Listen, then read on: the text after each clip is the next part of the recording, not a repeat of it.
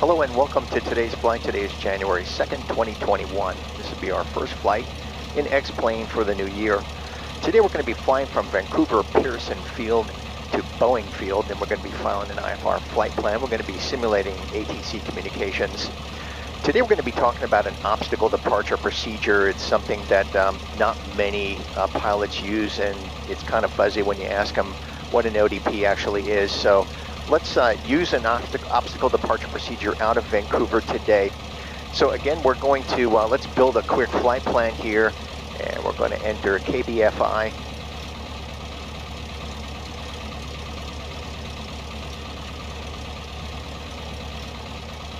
And there's Boeing Field, and we're going to go ahead and select a arrival procedure, and we're going to go with the, let's go with,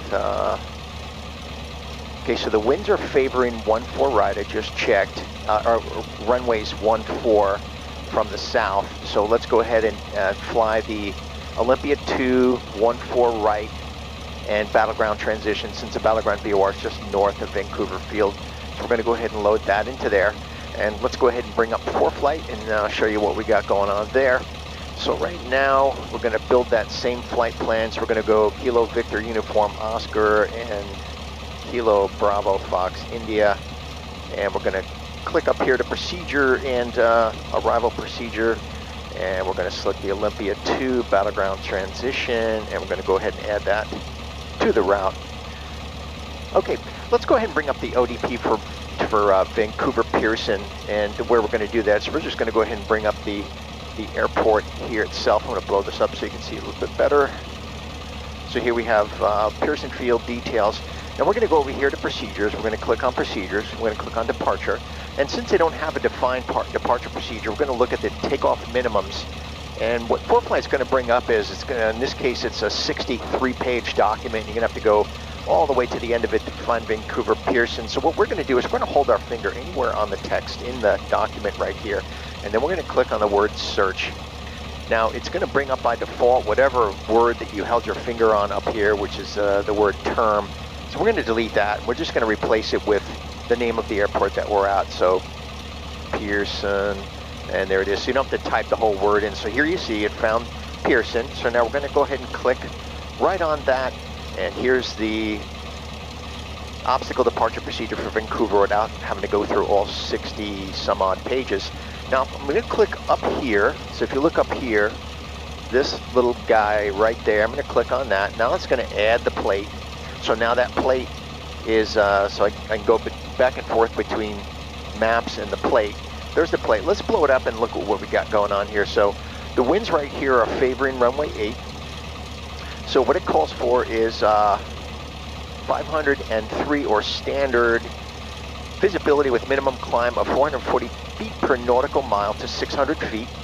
And then we're going to climb on heading 082 to 600, then climbing left turn direct to the battleground VOR, and then we're going to continue the climb in the battleground VOR, holding northwest, right turns 149 inbound. So we're just going to stay in the holding pattern on the one. That's actually going to be the 329 radial. 329 radial, 149 inbound to cross the battleground VOR at or above the minimum en route altitude. So let's take a look at what that is. We're going to go back here to maps and see what the MEA is. Okay, the minimum en route altitude on our course, which is between the battleground and Olympia VORs, is 6,000 feet. So we're going to climb in that holding pattern to 6,000 feet, and then we're going to join the course northbound and climb to our filed altitude, which is going to be 10,000. So that is what we got going on. All right, let's hop inside the airplane, get ready, and take off, and then we're going to simulate our ATC communications. Okay, so here we are lined up at runway 8, ready for departure, and we receive our clearance from Portland Approach. Turkey 7428 Romeo, Portland Approach cleared to Boeing Field via direct battleground. Then as filed, climb and maintain 10,000, departure 124.35, squawk 4750, and hold for release. Okay, cleared to Boeing Field via direct battleground VOR, then as filed, climb and maintain 10,000, departure 124.35, squawk 4750, and 742 at Romeo is ready for release. Cherokee 742 at Romeo, Portland approach, release for departure, void if not off in 05 minutes. Release for departure, void if not off in 05, Cherokee 742 at Romeo.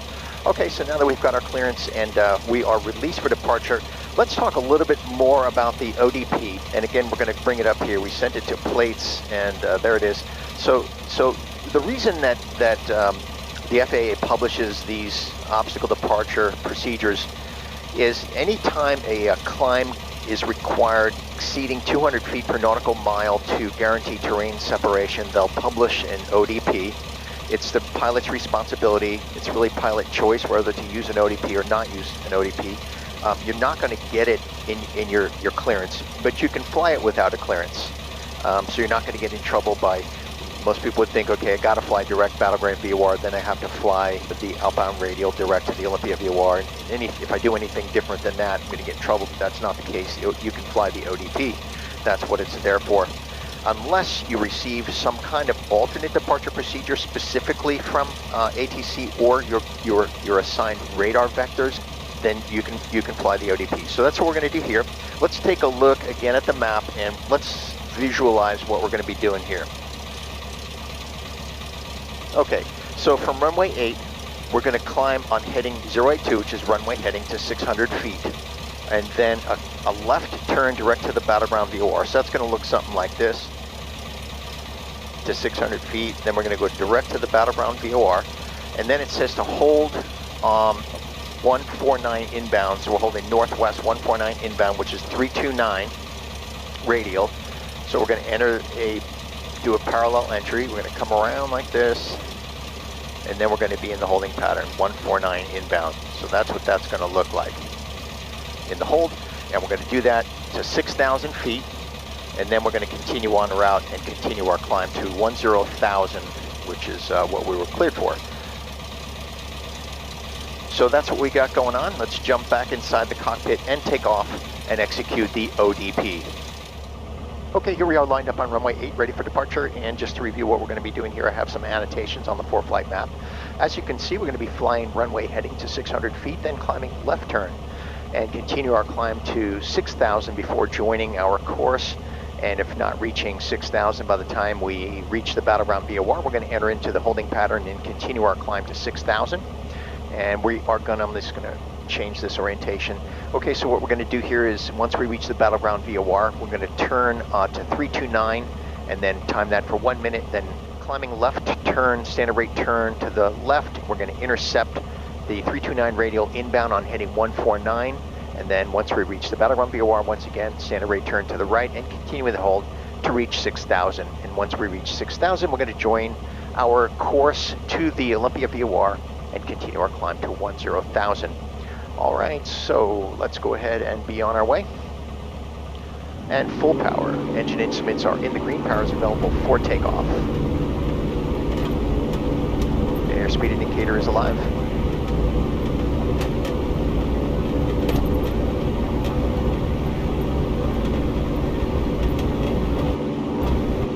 And off the ground. We're going to enter into our IFR panel view here.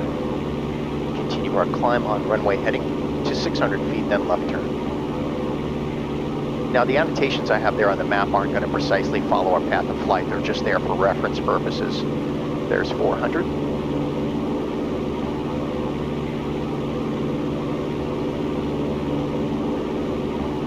Keep ForeFlight up just so you can see what we got going on. Coming up on 600 feet and climbing left turn. Direct battleground VOR. Let's go ahead and change our VOR number 1 here to the radial direct, which looks like it's going to be about 355 degrees. So we're going to roll out on about 355 degrees. Coming up on 355 and rolling out.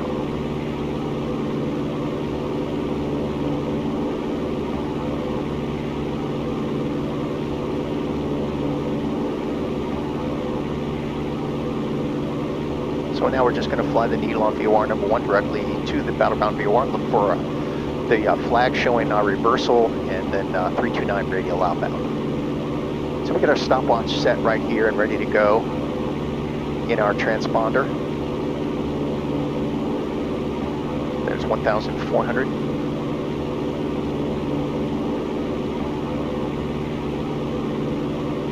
Portland approach, Cherokee 742 Romeo out of 1,600, climbing 10,000 via the ODP. Cherokee 7428 Romeo, roger, radar contact 2 miles north of Pearson Field, altimeter 3012. Position checks at 3012 for Cherokee 7428 Romeo. Okay, I'm going to come right here just to intercept that inbound course, direct battle-ground VOR coming up on 2,000. There's 2,000.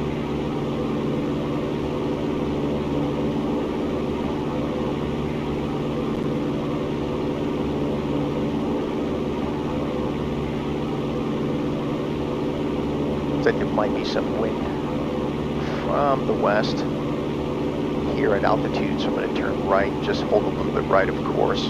Watching that needle on VOR number 1.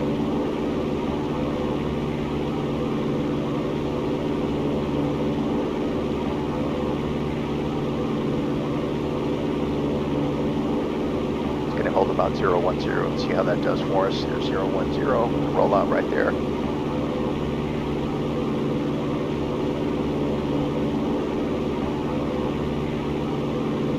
going to activate this leg.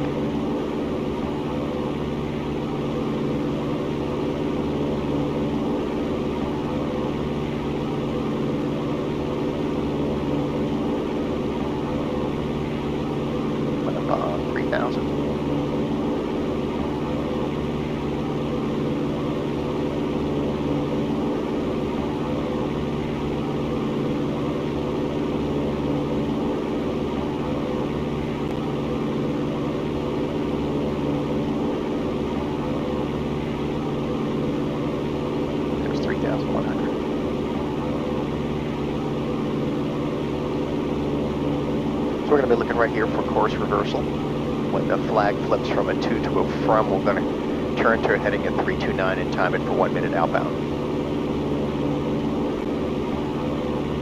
Come left a little bit here. And hold that.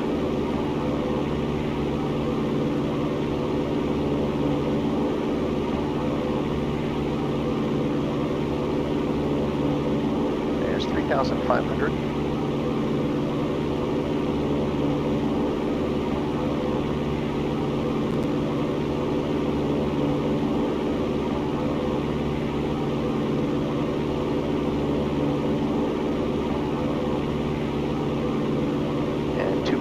Go. 2 miles to go. Probably one time around the hold will do it for us. It'll get us to 6,000 and then some. Come on left a little bit. Just going to fly that needle. Up on 4,000, 1.5 to go. Of course, the CDI is going to get more sensitive as we get closer to the station.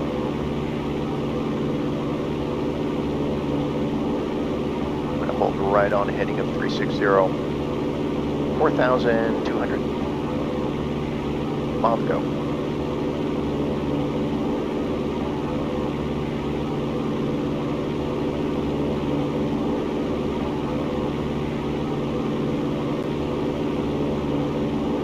Hold that. 0.5 to go.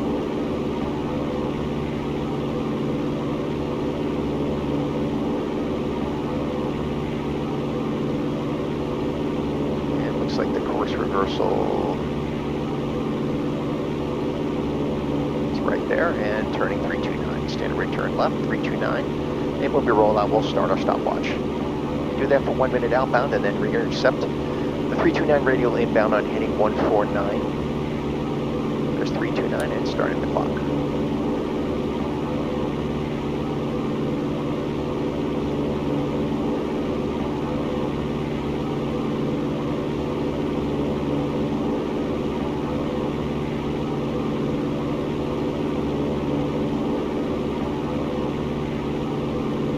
seconds.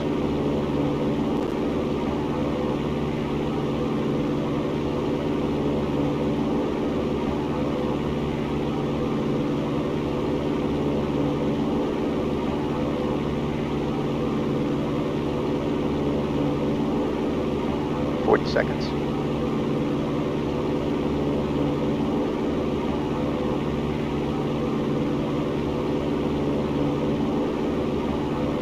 Ten seconds to go.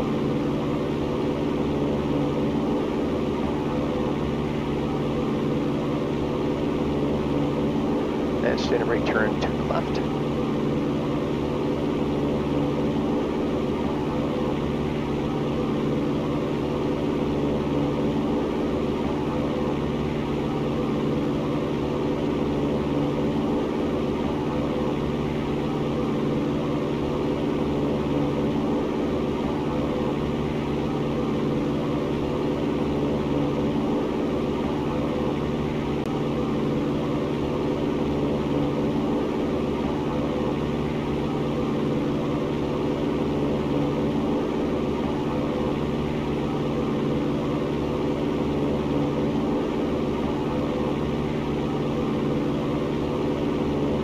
Actually coming up on 6,000 now, and we haven't even done one circuit around the hold. That's fine. We're going to continue our climb in the hold, and then we'll join our course to the Olympia VOR. Coming up on 6,000. And coming up on 149, we'll fly a 45-degree intercept.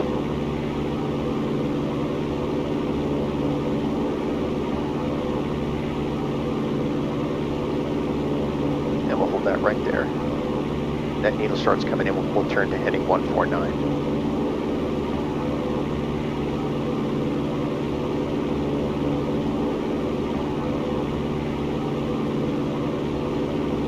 Start to come in.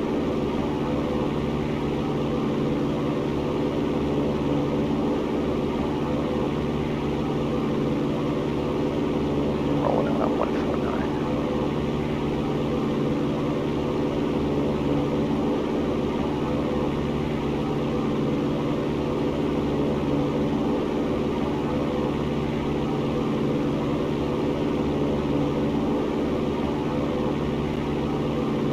Like due to winds, I'm going to have to hold a little bit right of that course. And now we're looking for a course reversal on the VOR. I'm going to hold about 15 degrees to the right of our inbound, again due to winds from the west. I'm going to hold that right there. See what that does for us. And I'm going to lean a little bit here for power.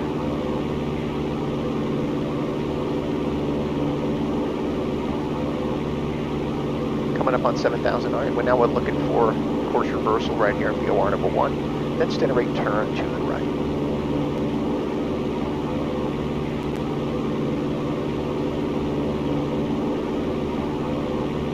There's 7,000.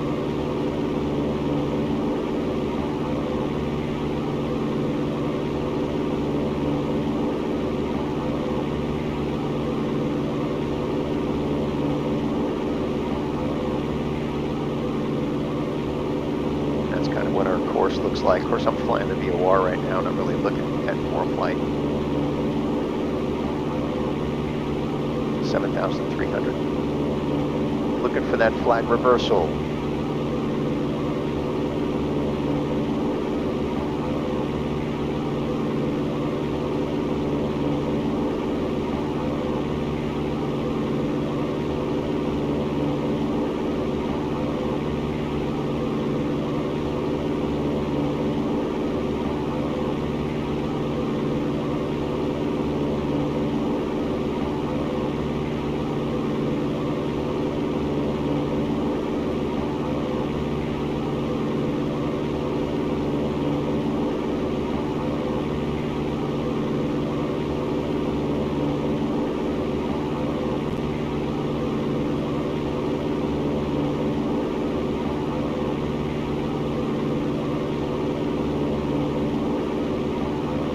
From standard rate turn to the right to heading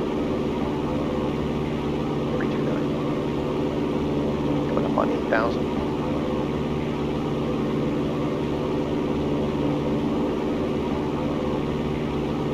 looks like we'll be at filed altitude before we even get out of the hole.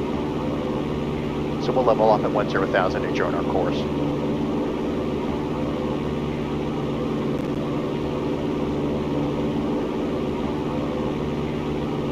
I'm going to roll out about 15 degrees shy of our 329 heading due to winds.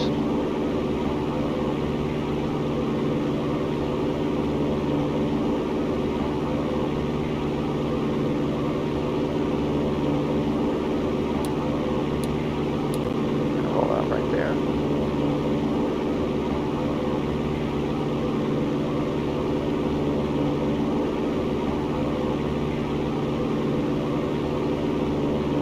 Up on 8,500.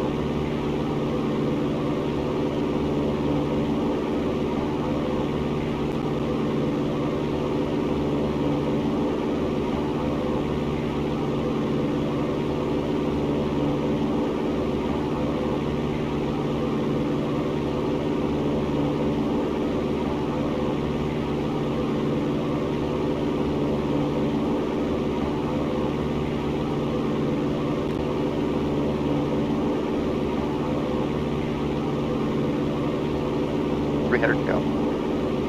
Correction, 1,300 to go.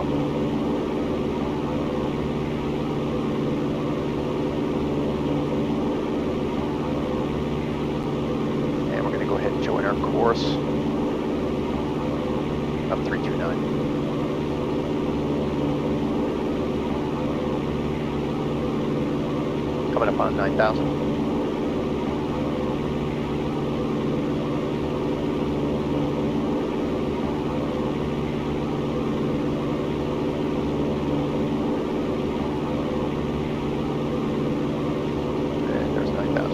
Go.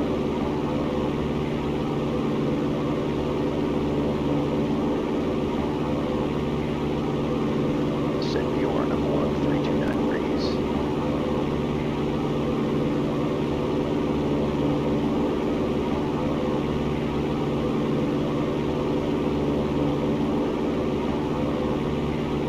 Standard return, heading 329. We're going to fly the needle outbound.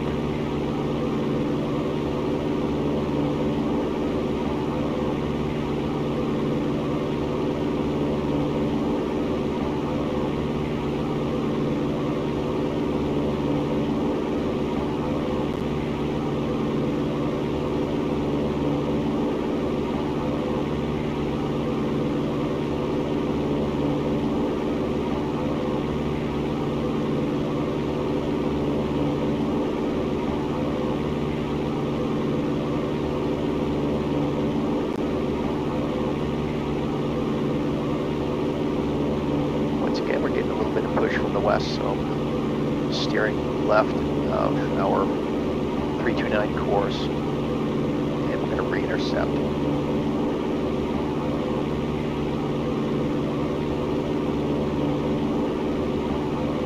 And 500 to go.